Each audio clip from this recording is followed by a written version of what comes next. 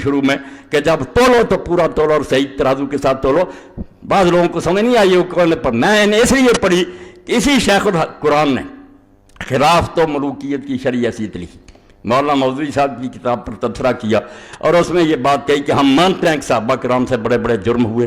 اس نے دوسروں والا راستہ نہیں اختیار کیا, سیدھا کان پکڑا کہ غلط کام ہوئے, ان کو بیان کرنا بھی جائز ہے. جب قرآن و حدیث میں بیان ہوا کیوں نہ بیان کیا جب مودودی سچا, مگر بیان جو ہونا چاہیے وہ صحیح حدیثوں سے ہونا چاہیے, صحیح روایتوں سے ہونا چاہیے. بس یہاں آ کر اس نے نا بات ختم کی اور بات ٹھیک ہے. کہتا جرم بھی ہوئے ہیں, بیان کرنا بھی گناہ نہیں ہے, کوئی توہین نہیں ہے, حقیقت بیان ہونی چاہیے, مگر روایت جو ہے پوری احتیاط سے لینی چاہیے. میں یہی کہتا ہوں اسی ترازو سے صلاح الدین صاحب توڑنا چاہیے تھا. آپ نے جتنی امام حسین کے بارے میں لکھی کہ وہ واپس آنا چاہتے تھے, ان کو صحابہ روکتے تھے, ابن عباس میرا چیلنجر کئی مرتبہ میں نے کہا کہ ایک صحابی کا روکنا بھی کوئی شہادت کرے مجھے پھانسی پر لٹکا دو.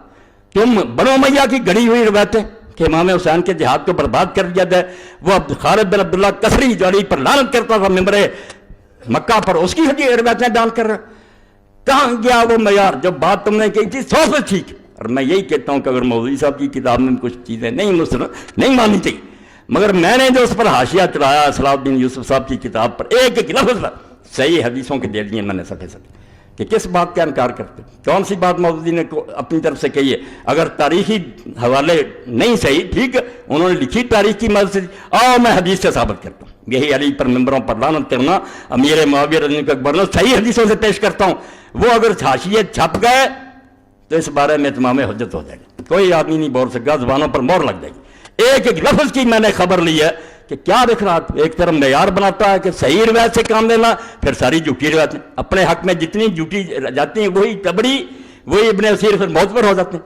اور ان سارے جھوٹوں کا حال یہ کہ جن کتابوں کو کہتے رہتے ہیں جھوٹ کا پڑھنا, جب علو سیدھا ہوتا کہ امام حسین واپس آنا چاہتے تھے شرطیں, پھر وہی کتابیں معتبر ہو جاتی. میں ایسا نہیں کرتا, میں کہتا ہوں وازن بالقسطاس المستقیم, ایک صحیح ترازو لو اس سے تو لو. آپ کے خلاف جائے یا آپ کے حق میں جائے, بات وہ کہو جس کی سند مضبوط ہو. اس لیے میں آپ سب حضرات سے یہ کہتا ہوں کہ اللہ کے لیے حسین رضی کے واقعہ کو کوئی قصہ نہ سمجھے.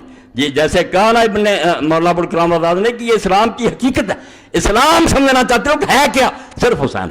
رمز قرآن حسینہ موختم زیاد سے و شعرا فروختم. اقبال کہتا ہے قرآن کی تفسیر تو ہمیں سمجھ ہی حسین سے آئی, جب حسین کو سمجھا تو پتا چلا کہ مسلمان طاغوتوں کے سامنے سر جھکانے کے لیے پیدا نہیں ہوا کہ ظالم تختوں پر بیٹھ جائیں, ہم صرف سر جھکاتے ہیں.